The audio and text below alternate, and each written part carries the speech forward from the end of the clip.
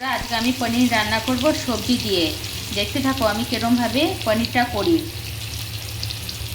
পনিরটা আমি নুন আর হলুদ দিয়ে একটু ভেজে নিচ্ছি, একটু ডুমু ডুমু করে কেটেছি বড় বড় করে। এই দেখো পনিরগুলো হালকা হালকা ভাজবো, বেশি ভাজবো না। এই দেখো আমি মিক্সিতে পেঁয়াজ, টমেটো, কাঁচা লঙ্কা, কাজু আর কিশমিশ এগুলো সব পরিমাণ মতন, আর বাটিতে আদা বাটা আছে, জিরে বাটা আছে, ঠিক আছে। আর সবজিগুলো আমি কেটে রেখেছি। তারপরে এক এক করে দেখাচ্ছি আমি কিরমভাবে আমি করছি, তোমরা দেখতে থাকো। এই দেখো আমি তেলের মধ্যে জিরে ফোড়ন দিয়েছি। এই দেখো সব মশলাগুলো দিয়ে দিয়েছি। আদা আদা রসুন আর টমেটো কাঁচা লঙ্কাগুলো না খুব মিহি করে নিই মিক্সিতে, কিন্তু আদা বাটা আর জিরে বাটাটা আমি শিলে পিষে নিয়েছি, ঠিক আছে।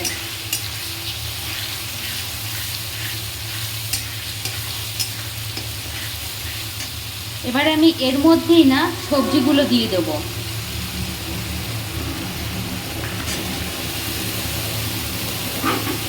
মশলাগুলো কিন্তু আমি ভাজিনি ভালো করে, এইবার ভাজবো একসাথে, খালি এর মধ্যে আমি নুন দেব না। এই দেখো আমি মশলার সাথে সবজিগুলো মিক্স করে নিয়েছি।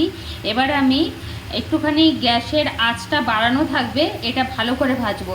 এটা কিন্তু তাড়াতাড়ি হবে না বা কাঁচা মশলার গন্ধও বেরোবে না, কেন কি এটা আমি নুন ছাড়া অনেকক্ষণ ধরে ভাজবো। ভালো করে কষাবো যাতে মশলা কষানো হয়ে যায় আর সবজিগুলো একই সাথে ভাজা হয়ে যায়। এটা আমার করতে লাগবে কমসে কম 1 ঘন্টা, তো লাগবেই লাগবে। কীরকম মনে হচ্ছে যে মশলাটা ভাজা হচ্ছে? মশলাটা আরেকটু ভাজা হবে, ঠিক আছে। কিন্তু আলু, গাজর, মটরশুঁটি, ফুলকপি এগুলো সব এখনও আস্তে আস্তে আছে, ভাঙিনি।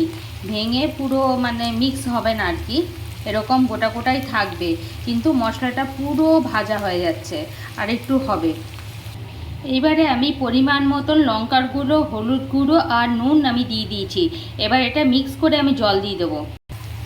এবারে কষানো হয়ে গেছে, এবারে আমি জল দিয়ে দেবো, তারপরে পনির দিয়ে দেবো।